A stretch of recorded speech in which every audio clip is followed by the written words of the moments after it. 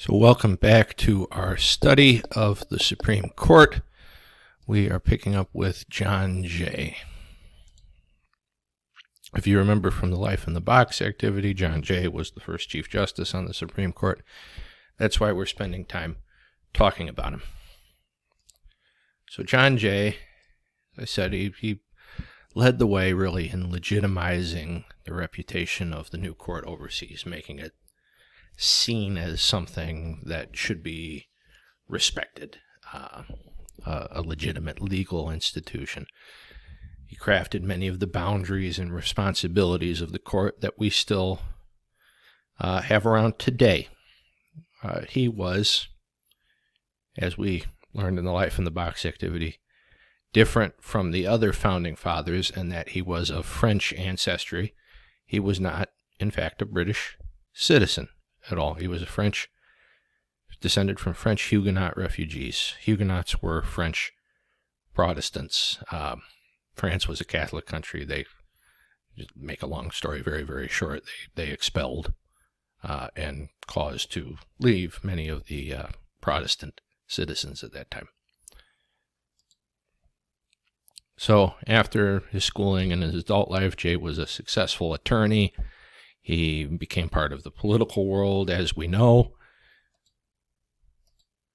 So he was a very hesitant revolutionary. He wanted the relationship with England to be repaired and saved, if possible. Really disagreed with the need that some felt to separate. He visited London, again with the delegation that the Continental Congress sent to deliver the Olive Branch Treaty. The Olive Branch Petition. It wasn't a treaty, excuse me. And his view changed. The king's ministers wouldn't really negotiate. So this was the king at the time, George III, and he came to the conclusion they weren't going to take the colonies' point of view at all seriously unless there was a declared war that the colonies, later the United States of America, would end up winning. So he came back and very fervently started to promote revolution in the colonies. This is Independence Hall, where the Constitution would later be signed. It's in Philadelphia. Nice building if you ever get a chance to go. So in 1778, John Jay was appointed the president of the Continental Congress. Now, that was the highest you could go as a civilian in our country during that time. I don't want to say it's like the president of the United States, because it's not. It was a distinctly less powerful position, but it's equivalent in that the president of the United States today is the highest civilian post one can hold in this country. But really, not too many similarities other than that.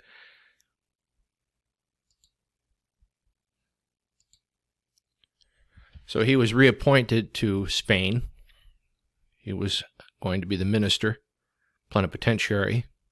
Think of that as an ambassador, a lower-ranking ambassador to Spain, in order to ensure their allegiance to the revolutionary cause in the still British colonies.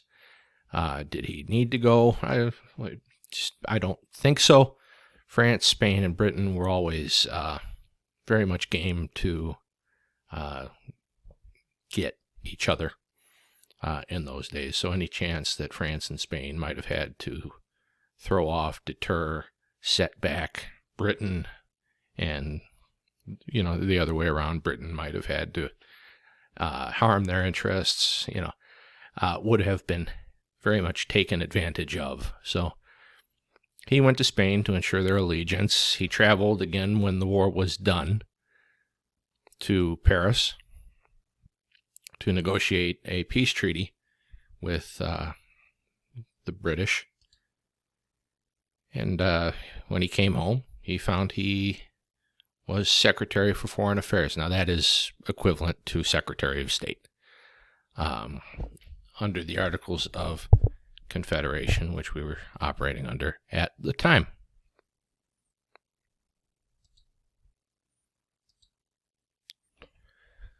So Jay served as Secretary for Foreign Affairs until the articles started to fail. And that was certainly not the end of John Jay. He wrote 5 essays for the Federalist Papers, which I know you all loved reading so much. Pushed again for the Constitution to be ratified. He was very much in favor of that. Again, hence the contribution to the Federalist Essays. So John Jay is somewhere in this picture. I used to know where. I don't anymore. I know that's Ben Franklin. I can tell by the hair. Washington, I think, is here or here. But John Jay is somewhere in there, so suffice it to say. So Jay, they weren't going to let go of him so easily. He was a proven leader. He was smart, of more than reasonable ability. They wanted to keep him around. So President Washington asked John Jay to be in his new government, and he was appointed as Chief Justice in 1789. The first Chief Justice and the first Justice, period, on the Supreme Court. So this is why this guy is a big deal. And I doubt you heard much about him in high school or any previous civics or government class you might have taken. So you're hearing about him now.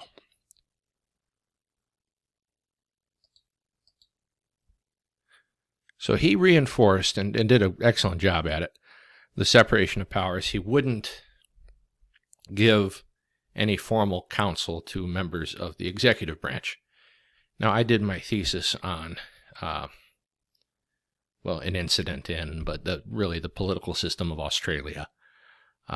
And what this means, sometimes, like the Prime Minister over in Australia would go to the Chief Justice or a justice on the High Court, what they call their Supreme Court, and say, hey, if I introduce this in Parliament, would this pass scrutiny? Would this law be okay? And, the justice might say, well, I see a problem in Part A, Part B. The rest of it looks pretty good. I might change Part A to say this and Part B to see that. So, the judicial branch would have has in Australia and was trying to, they were trying to make it so there. Because I imagine it worked the same way in Britain. Maybe a more outsized role in the legislative process than it should have. So Jay said, no, not going to do it. The Chief Justice does not offer any formal counsel to members of the executive branch. He was open, though. He said, I don't know if this is what he said, but he said, if after hours at 5:01, you want to come around, George, we could go to the tavern for a beer. I'll tell you and talk to you about anything you want to care to listen to. Probably didn't say it like that, but he would offer any informal advice, any informal guidance that people wanted, but not in his official capacity as Chief Justice Jay. So, while he was Chief Justice, while he was a very powerful man, he was very disappointed with what he could do in the role. Because while the Chief Justice, back then and today, was in charge of, and is in charge of, the judiciary of the nation, he is the top judge. They can't do anything, the judicial branch. They can't do a thing unless somebody brings a lawsuit in front of one of the courts. So, it's a lot of sitting around and waiting for somebody to start the ball. So he got fed up with that. He wanted to be out and doing and helping and feeling useful. And I can well understand where a position on the court would hamper that desire. So he tendered his resignation to the president and became governor of New York, ran for and became governor of New York. He wasn't appointed or anything. And he served for 2 terms there with pretty good success. I mean, the governor of New York at that time arguably was probably more influential than the president or most of the other governors. So this guy was a big man. Still is. I mean, but the importance has certainly gone down a little bit. So Jay retired again in 1800. He said, I'm done with this. I'm done with politics, all that. He left that life. He went back to his farm, where he had a nice, long 29-year retirement. I mean, he studied, he engaged with the church, probably did some writing, died in 1829, having lived a very interesting, rich, and fulfilling life. So that is John Jay. Now, I would, because again, a goal I have for all of you is to, I guess, bolster your citizenship credentials. These are the first 8 Chief Justices of the Supreme Court. Now, they are referenced in texts and in history, and if you take a history class beyond this, and what I know at ICC, these guys are referenced more than a couple times in the history courses. I would like you to learn the names of these people. I have been known to ask you to identify these guys on a test. I've been known to do it. Not saying it's 100% a mortal lock, but I'm giving you fair warning. This very well might appear on a test.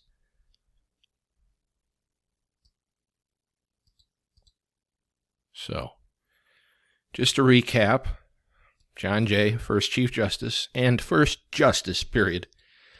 Was the first Chief Justice, 6 years, had a good run, October to June 1795, October 1789 to June 1795, appointed by President Washington, resigned to become governor of New York. Now, these highlighted things, again, just as a reminder, they will more likely than not appear on a test. Resigned to become governor of New York, was succeeded by John Rutledge, the first justice on the Supreme Court as well.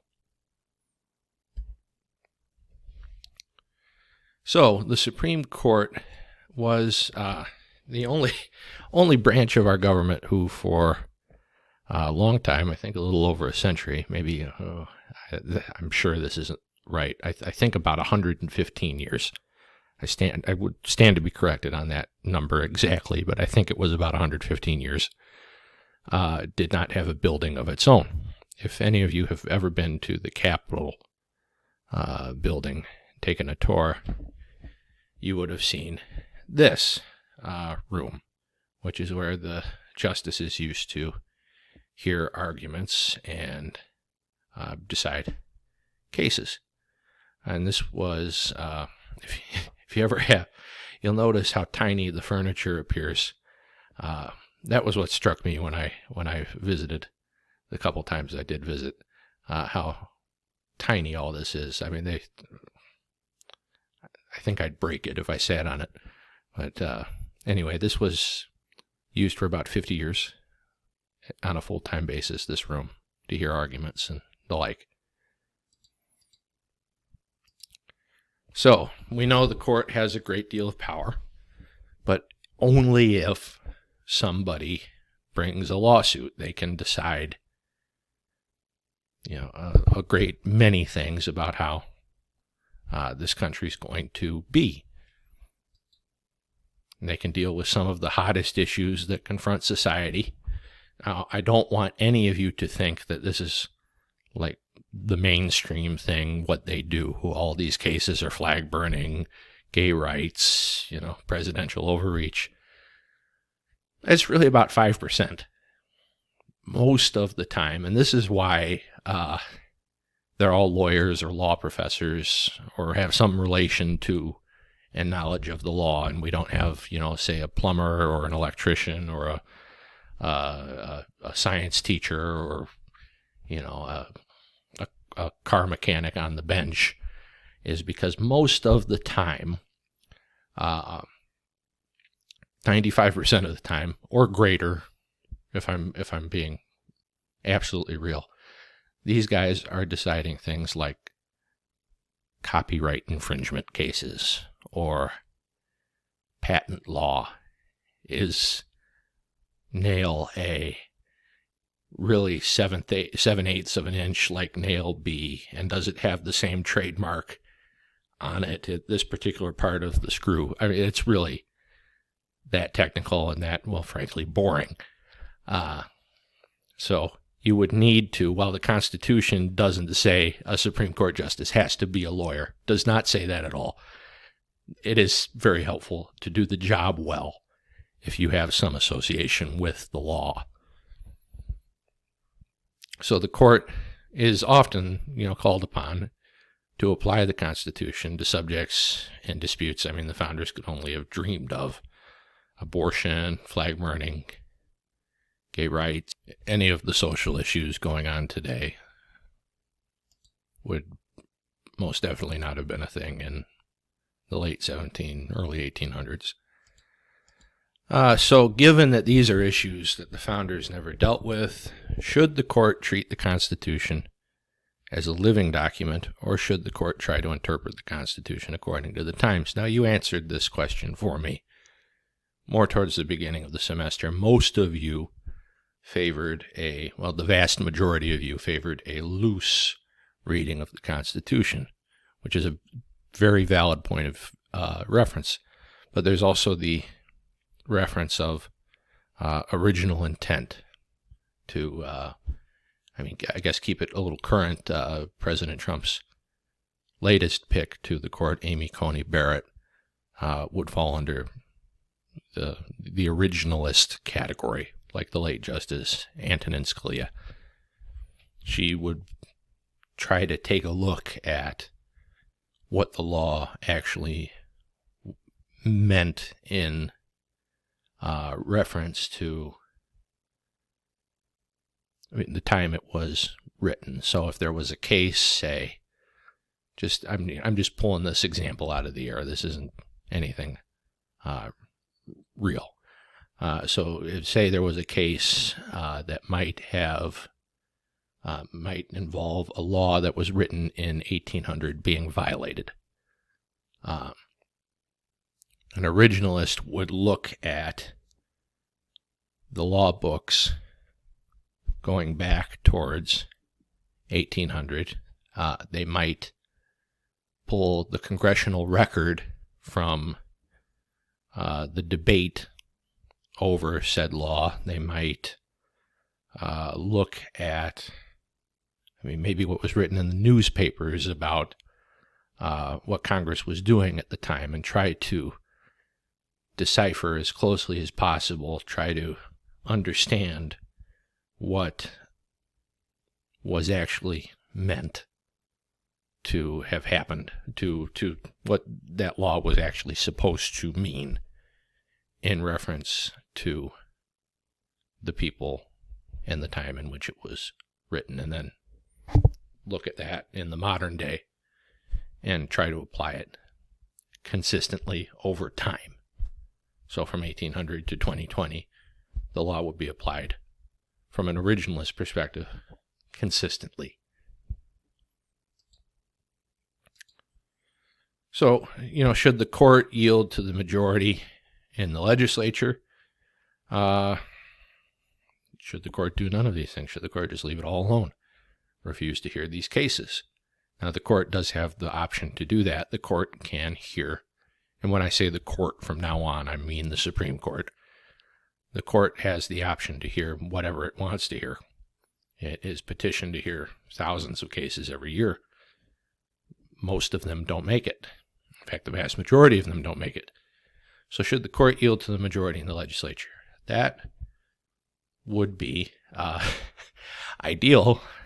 The legislature, be that at the state level or the federal level, being the body that should be writing and making laws. Yeah, the court should not be applying what it thinks unless there's, well, we can get into a whole debate about originalist judges versus activist judges. This has nothing to do, though, with the lecture. So let me get back on track. So this is William Marbury. He will be an actor, a character in our story here in just about a minute. So the Supreme Court serves an important function in the system of checks and balances. So remember, the president applies the law, Congress writes the law, the judiciary, what? The judiciary interprets the law and makes sure it's consistent with the Constitution. It serves a very important function in the system of checks and balances. The Supreme Court can overturn unconstitutional laws that Congress passes and the president signs. It can overturn laws enacted by the states. It can stop the president from acting unconstitutionally. It can do a lot of things. But why? It can do all these things. Why, though, do we listen to the Supreme Court? They have no army. They have the Supreme Court police. They protect the justices in the building and at their homes, and they protect the Supreme Court building. But the Supreme Court police isn't going to come knocking on the door of, say, the Illinois House of Representatives if they violate a ruling that they made. So what is important, and why do we listen to these people? Well, I wish that this were a live class so that I could talk to you about this and understand your perspectives. What we came up with on Friday in my 10 a.m. class was just a respect for institutions, that as a country we want and like law and order. We like to know what's expected of us, and that our respect for the institutions of government are what keeps us listening and to the justices on the court and keeps them relevant in today's society. That was the 10 a.m. class's opinion on the matter anyway. And I think it was a very good opinion. So the court is the last line of defense against federal or state overreach, federal or state governments usurping power that they don't have, and they're not permitted, either because the Constitution doesn't allow it, the Bill of Rights prohibits it, or natural law prevents it. Now, we'll do natural law towards the end of the semester. But if you want, just a quick 10 seconds on natural law, it's like you have a right to life. You have a right to speak your mind or not. You have a right to expect not to be stolen from, things like that. So how did we reach this point? The judicial branch should be a watchdog that rules on cases that come before it to protect our natural rights and to preserve the division of power that is established in the Constitution. And they do that, and they should do that, and they should continue to do that. But again, they can only do that if cases are brought before them of government overreach, of bad behavior. The founders really wanted the court to serve as an interpreter of the law, what is constitutional, what is not. But they didn't quite spell that out. in the Constitution. And here, just riddled with grammar and spelling and all sorts of errors. My apologies, my sincere apologies. I'm trying to say that because of the vague nature of what the court is kind of supposed to be doing in the Constitution, that wasn't spelled out in black and white. They have been able to take power that maybe they shouldn't have done. We've had very dramatic legal cases where the courts, done some things maybe it wasn't constitutionally required to do, and it's exercised its role and developed its role as a very robust defender of the Constitution and the ultimate arbiter of what the Constitution actually is supposed to mean. That is inexcusable. I'm sorry about this. I really am. So we're going to look at Marbury versus Madison. Other cases are Calder versus Bull, Brown versus Board. These are three very, very important cases in the history of the court and in the history of our country, too. So we come to Marbury versus Madison at last. The court had a starring role in this election. We have the presidential election of 1800. It was a great political battle. The Anti-Federalists, led by Thomas Jefferson, versus the Federalists, led by John Adams. The Democratic Republicans, they'll be called the Anti-Federalists on the test. And they had very differing versions of which direction the new United States should head. The Federalists wanted a big government. They're the closest you can think that the Federalists are to the modern-day liberal Democrats and big government Republicans. Their support was in the Northeast. So they favored a very broad reading of the Constitution. So we had a unified nation, had a strong federal government, almost in a lot of ways like the monarchical system that we had just fought to overthrow. Then we had the Democratic Republicans, or the Anti-Federalists. They are most akin to the modern-day conservatives, the actual conservatives, and libertarian Republicans. And these guys thought that the biggest threat to individual freedom was a tyrannical central government, and that power in the hands of the common people in the states was something that was to be preferred over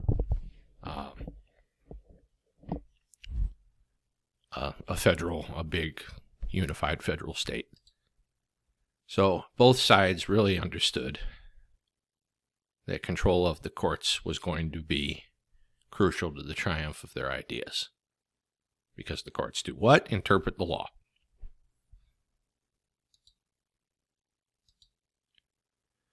So the election of 1800, the results were in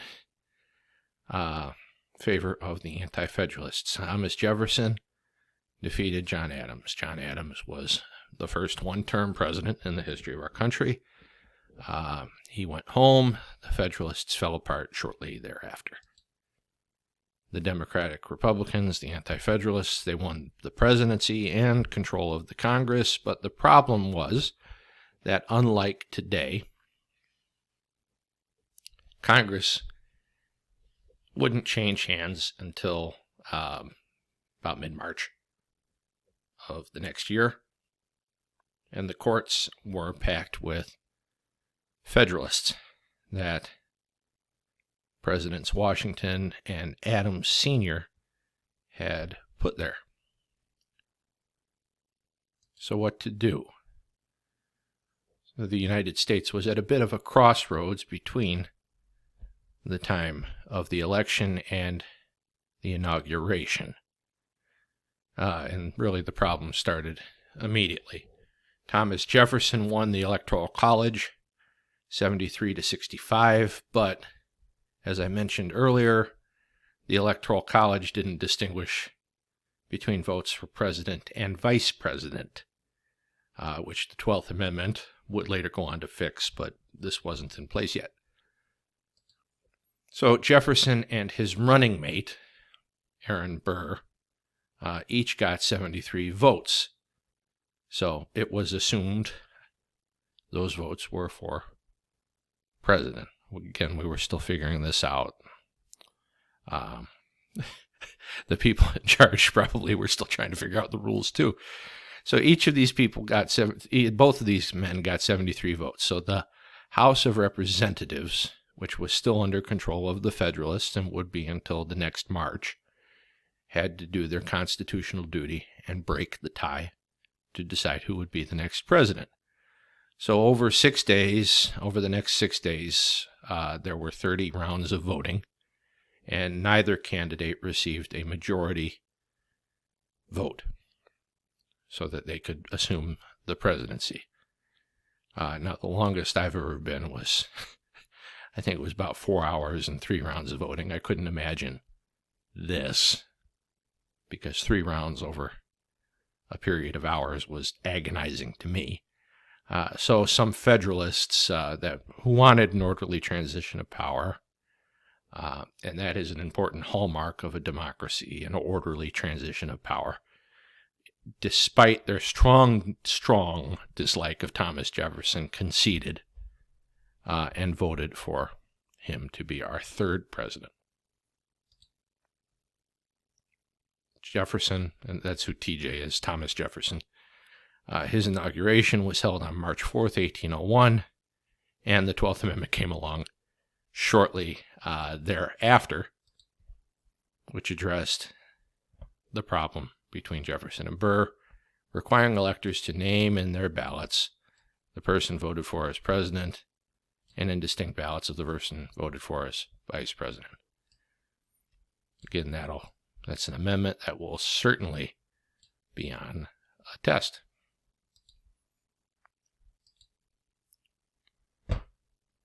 So the incoming Jefferson administration and the election brought about a bigger conflict because the Federalist-controlled Congress had set up this Judiciary Act of 1789. And remember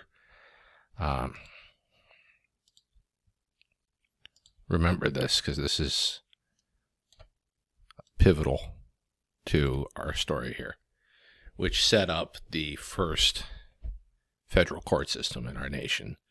So late in February 1801, after it really became clear and apparent that Jefferson had beaten Adams, the Congress, which was controlled by Federalists again, enacted legislation that created 42 additional judgeships. And these would become known as the Midnight Judges, because Adams Sr. signed their commissions in the waning hours of his presidency. And 2 days before he left office, as I said, Adams appointed 42 Federalists to these courts around the country. And the very next day, at a record pace for the United States Congress, the still Federalist-controlled Senate confirmed all the judges. One of these judges was Mr. Marbury. Again, these were referred to as the Midnight Judges because they were so late appointed in Adams Sr.'s term. And he was nominated to be a Justice of the Peace in Washington, D.C. And this was a relatively low judgeship in the grand scheme of things. And again, they just ran out of time, the Adams Sr. administration. And I'm saying Adams Sr. so none of you get confused with Quincy Adams. And Jefferson was sworn in as president. So these commissions hadn't yet been delivered to the judges. They were still sitting on a desk somewhere in the bureaucracy. Hadn't been delivered. So John Marshall, who took over as a Chief Justice a little later on, was President Adams' Secretary of State and served in that capacity nearly until time ran out and Jefferson took office. He wanted, and Adams Sr., it could be assumed, wanted to retain a Federalist grip on the government for as long as humanly possible. So the day before President Jefferson was to be sworn in, John Marshall was appointed and took over as Chief Justice of the Supreme Court. And he swore Jefferson in the next day. Now, the thing about John Marshall is they were first cousins. So Jefferson, the anti-federalist, Chief Justice Marshall, the federalist, they were, again, both revolutionaries. They both were involved in the cause of the American Revolution, and they were also first cousins. And from everything I've been able to find, they hated each other's guts. So Jefferson, again, viewed government as an associated group of free states in which the central government was dependent on the sum of its parts, meaning the individual states. And Chief Justice Marshall wanted a very strong federal government that was able to regulate an economy without consultation or without the approval of the states. So a federal government that could do pretty much what it wanted, presumably in the interest of the country. Now, Jefferson announced that he considered the commissions of these 42 midnight judges of Adams Sr. void, including Marbury. And this was the justification provided for this was that the commissions hadn't been delivered to any of the judges by the end of Adams' last day in office. So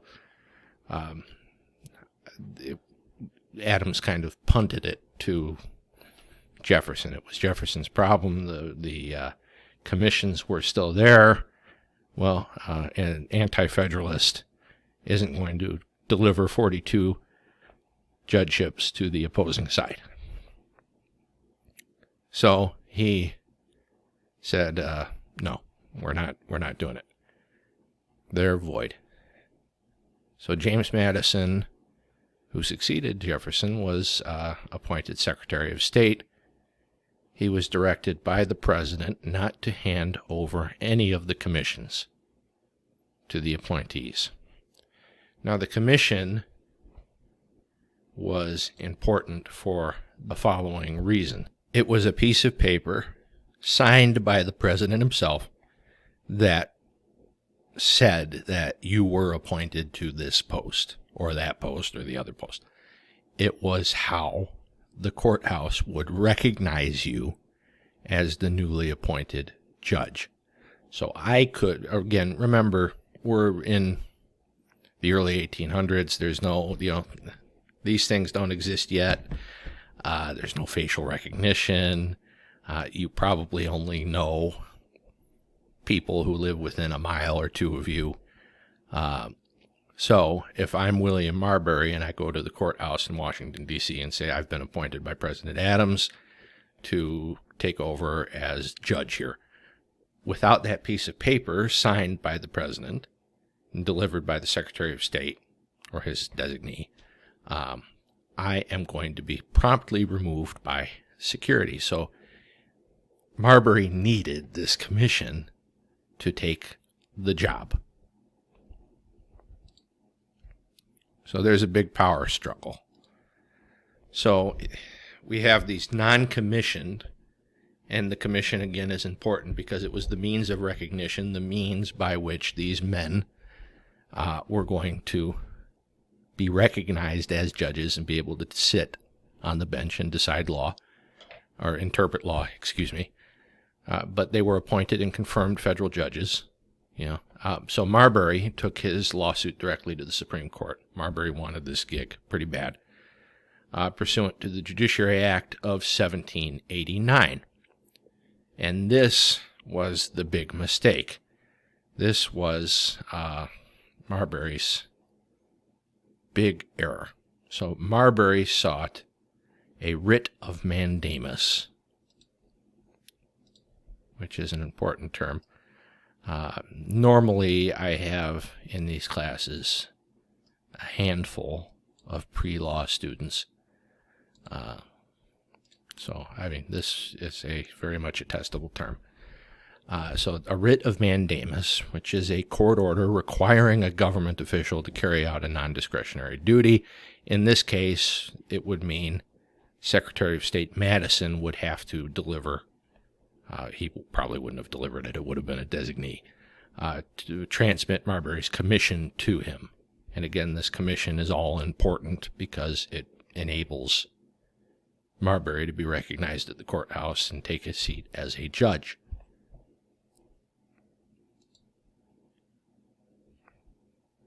Just as I said.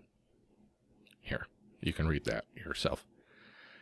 So, Madison refused to deliver Marbury's commission, so Marbury sued for it.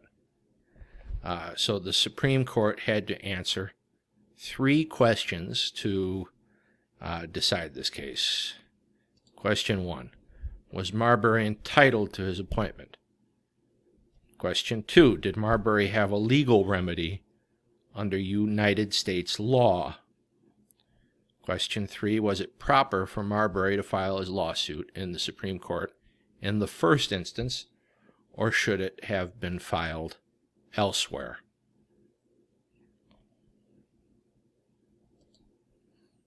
So, question 1, yeah, Marbury had a valid commission. That was beyond dispute. Chief Justice Marshall himself said it was valid and effective for 5 years. So, since he had a right to that commission, and the refusal to deliver that commission violated Marbury's rights, there had to be a remedy. There had to be some sort of remedy for that violation. So the court took a look at this Judiciary Act of 1789, which said the Supreme Court was indeed able to issue writs of mandamus in cases to any persons holding office under the authority of the United States. So the writ of mandamus that would have required Madison to transmit the commission as a remedy was good also. But contrary to this new law, the 1789 Judiciary Act, the Constitution limited the original jurisdiction of the court. So hearing and ruling on cases for the first time, rather than an appellate court, to all cases affecting ambassadors, other public ministers, and consuls, and those in which a state shall be a party from the Constitution. All other cases, the Supreme Court shall have appellate jurisdiction. So, in plain English here, the Judiciary Act was unconstitutional, and this was Marbury's mistake. If Marbury had filed in a lower court, he probably would have indeed gained his commission. But the Supreme Court took a look at this case and said, okay, we're only entitled to hear this, and this. In the original jurisdiction, is Marbury an ambassador? No. Is Marbury a public minister or consul? No. Is Marbury a state? No, obviously not. Okay, we shouldn't be hearing this, contrary to the 1789 law, which said it was okay because, again, and this is the all-important concept that I've been trying to drill into you guys from the beginning, nothing is above the Constitution. The Constitution is the supreme law of the land, and nothing is above it. Federal law has to be okay and not violate the Constitution, which the Supreme Court found in this case that it did. So, again, he could have filed his lawsuit in the federal trial court, and he probably, again, would have won. But this Judiciary Act of 1789 gave original jurisdiction to the Supreme Court to grant orders to people holding office under the authority of the United States. So, Secretary of State James Madison in this instance. that would compel them to perform a non-discretionary ministerial duty, which would be transmitting the commission so Marbury could start work. But can Congress, and this is the big thing in this case, this is why we're studying this case and looking at it, can Congress give original jurisdiction where the Constitution does not? So can Congress say, this is okay, this is constitutional, this is something that should be done, when the Constitution says, no, think again? And the answer to that is no. So a big thing happened here. The Supreme Court limited its power, limited Congress's power in meddling, well, not meddling with, in trying to, I guess, tinker with would be maybe a better phrase, the Constitution. So Congress, again, was butting heads with the Constitution. The question it was and became, can Congress give the Supreme Court original jurisdiction to hear a case when the Constitution did not? And the Supreme Court came back with a resounding no. The Constitution has to give it. The 1789 Judiciary Act was unconstitutional. So if not, would the distribution of jurisdiction in the Constitution be formed without substance, as Marbury famously asked? So would what the Constitution say merely be just words on a page? So how would this conflict be resolved? Who should resolve it? The answer, well, was the court. So nearly 2 years into Jefferson's presidency, on February 24th, 1803, and Marbury had been in limbo. This case had been in limbo for a long, long time. There were 6 days of oral arguments. The Supreme Court held unanimously that Congress had no power to alter or enhance the Supreme Court's original jurisdiction. So that part of the Judiciary Act was found to be unconstitutional. Now, why am I harping on this point? Because I am harping on this point. This was the first time the Supreme Court had done this. Granted, the nation wasn't very old, but this set a precedent and established a concept, get ready because this will be on the test, known as judicial review. Meaning that the court did just what I described here. The court looks at something and, in line with some precedent, decides whether or not it is constitutional. The court did this for itself in this case. So Marbury was sunk, and John Marshall had set a historical precedent, which is still alive today. So even though the Supreme Court said Marbury had a right to his commission, and the laws afforded a remedy for the denial of that right, where the authority given to the Supreme Court by an act of Congress authorizing the court to hear a case is not grounded in or sanctioned by the Constitution, that authority is still null and void. So whatever Congress says, okay, Congress can say that. Really, whatever. But if it's not in line with the Constitution, if the law is in violation of the Constitution, it's just words. There's no force of law to it. And this was a very potent ruling. Very simple, but very potent. And very surprising that it came from John Marshall, Mr. Big Government. So this settled the political issue of the day. And the Supreme Court also established something here, again, judicial review, that set forth a future hierarchy of authority for the United States system of government. The government is established by the Constitution and is one of limited powers, is what it said.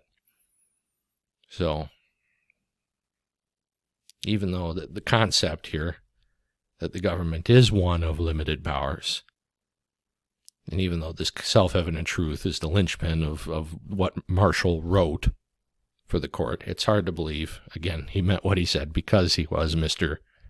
Big Government, a Federalist. And he spent the rest of his career finding very disingenuous, historically inaccurate, highly questionable justifications for ruling that federal power is not limited. So he spent the rest of his career trying to walk this one back, but he couldn't do it.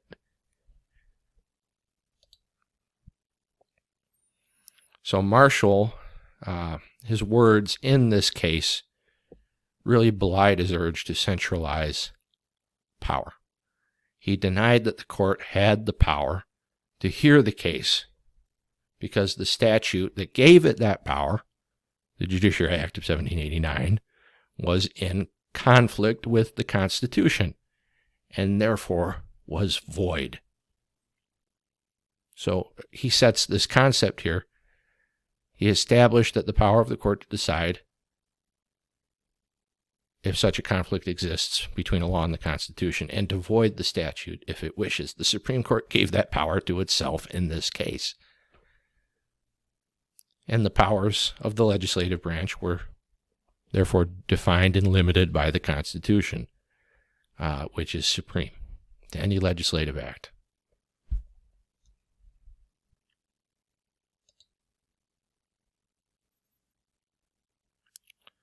So the court can and does still negate any such act of Congress if it is found to be repugnant to the Constitution. Marshall said Congress is only a creature created by the Constitution and should not be allowed to trump its creator, meaning the Constitution created Congress. Congress should not start dictating about the Constitution. And it's probably, arguably one of maybe the top 5 legal cases that the Supreme Court's ever heard in terms of importance, because it establishes this concept of judicial review. The court gave itself this power. The power of the Supreme Court and eventually all other federal courts to examine a statute and eventually the behavior of the president and declare it void if the court finds it runs counter to the Constitution. You better believe this will be on the test. This is so important to our study of the judicial branch.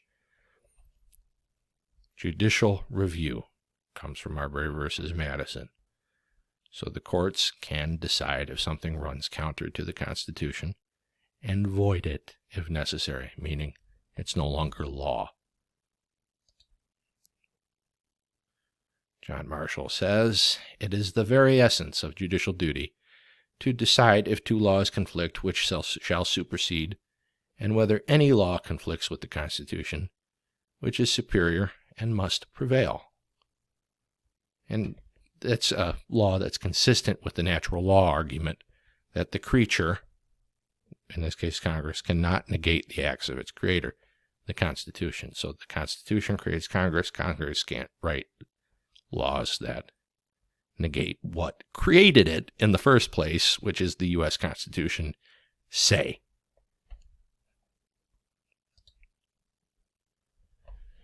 So this clumsy of me. So since this case, ruling a law or a portion of the law, in whatever court, unconstitutional, has given the courts the power to say that the statute, whatever statute's in question, in this case it was the Judiciary Act of 1789. Now I've said that about 10 times now, the Judiciary Act of 1789, and explained what it did. Might it be on a test? Well, I think so. No longer has the power of law. It didn't exist. It doesn't exist. So the Supreme Court, in this case, granted itself the authority to declare the will of the people, as expressed through their elected representatives, null and void, if it whatever law it is contradicts the Constitution. If this was a live class, we'd have a discussion about whether or not that was indeed a good thing and how well that's been working out. But I will just leave that as a question for you to think about. So Marbury versus Madison, bottom line, the court can strike down what it thinks is unconstitutional. And now, any court. And the source, where I got the story from in this great detail, because your textbook doesn't detail it in nearly the length. It's The Constitution in Exile by Judge Andrew P. Napolitano. It's a good book. And he's an excellent researcher and author. So, again, because I don't want YouTube to copyright claim me, please watch this. Really watch this. I pull test and assignment questions from this video, so it would be in your interest, again, to watch it. But that's all I'll say about it. So, wow. Okay, this went on. This is a long video, so let's cut it here, and I'll come back and finish the Supreme Court out.